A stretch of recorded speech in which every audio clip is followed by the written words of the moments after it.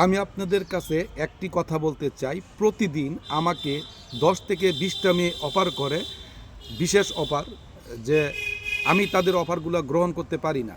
যেমন গ্রামীণ ফোন থেকে লাকি ফোন দিয়ে বলে, স্যার আপনার জন্য 5 জিবি অফার আছে, লাগবে মাত্র 10 টাকা, মেয়াদ পাবেন 10 মিনিট। যেমন বাংলা লিঙ্ক থেকে সিনথিয়া ফোন দিয়ে বলে, স্যার আপনার জন্য বিশেষ অফার আছে, 20 জিবি 30 টাকা, মেয়াদ পাবেন 20 মিনিট।